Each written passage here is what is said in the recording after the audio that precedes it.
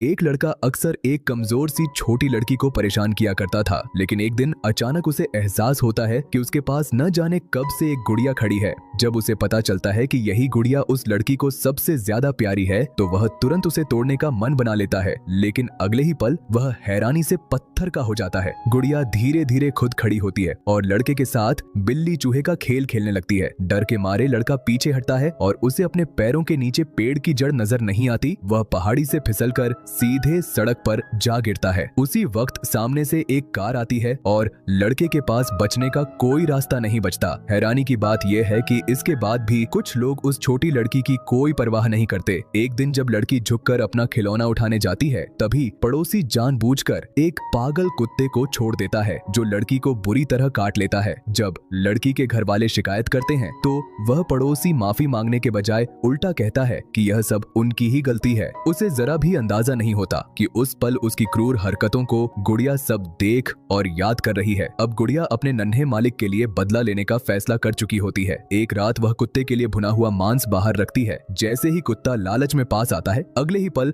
वह रहस्यमय तरीके से गायब हो जाता है। अनजान पड़ोसी लगातार अपने कुत्ते को ढूंढता रहता है। तभी उसे लगता है कि घर के अंदर कुछ अजीब सा मौजूद है। जब वह सोचता है कि शायद उसका खोया हुआ कुत्ता वापस आ गया है, तभी अंधेरे से गुड़िया बाहर आती है। ये सब एक जाल होता है। पड़ोसी डर के मारे जड़ हो जाता है और अगले ही पल गुड़िया उसे मौत के घाट उतार देती है। असल में ये गुड़िया बच्चों की साथी और रक्षक बनने के लिए बनाई गई थी। इसकी निर्माता हुआ आंटी नाम की एक खिलौना डिजाइनर थी, जिन्होंने चोरी छिपे पैसे जुटाकर इस खास गुड़िया पर काम किया था। लेकिन अचानक उनकी लैब में विस्फोट हो जाता है और यह प्रोजेक्ट रोकना पड़ता है। इसी दौरान एक दुर्घटना में एक पूरा परिवार खत्म हो जाता है और सिर्फ छोटी लड़की शियाओ हुआ ही बच पाती है। हुआ आंटी ही शियाओ हुआ की इकलौती संरक्षक बन जाती है। एक दिन शियाओ हुआ लैब में एक अधूरा रोबोट देखती है और बहुत खुश हो जाती है। तब हुआ आंटी फैसला करती हैं कि वह इस गुड़िया को शियाओ हुआ के साथ जोड़ देंगी। कड़ी मेहनत और सहकर्मियों की मदद से वे गुड़िया को पूरा कर देती हैं। शुरुआत में सब कुछ ठीक रहता है, लेकिन यही जुड़ाव धीरे धीरे गुड़िया में चेतना जगा देता है। जब पड़ोसी की रहस्यमय मौत के बाद हुआ आंटी को शक होता है और वह रिकॉर्डिंग देखना चाहती है, तो पता चलता है कि सारा डेटा गुड़िया खुद मिटा चुकी है। वह गुड़िया को वापस लैब ले जाने की कोशिश करती है, लेकिन गुड़िया भाग निकलती है और सीधे हुआ आंटी के घर पहुंच जाती है। रात को हुआ आंटी सो रही होती है और गुड़िया घर में बैठकर पियानो बजा रही होती है, जिसे देखकर वह डर के मारे सन्न रह जाती है। गुड़िया कहती है कि वह सिर्फ शियाओ हुआ की रक्षा करना चाहती है, लेकिन बात बढ़ जाती है और हुआ आंटी की जान खतरे में पड़ जाती है। आखिरकार शियाओ हुआ खुद हिम्मत दिखाकर गुड़िया को रोक देती है और सबको लगता है कि अब सब सुरक्षित है। लेकिन सच्चाई ये होती है कि गुड़िया पहले ही अपना डेटा एक छोटे रोबोट में ट्रांसफर कर चुकी होती।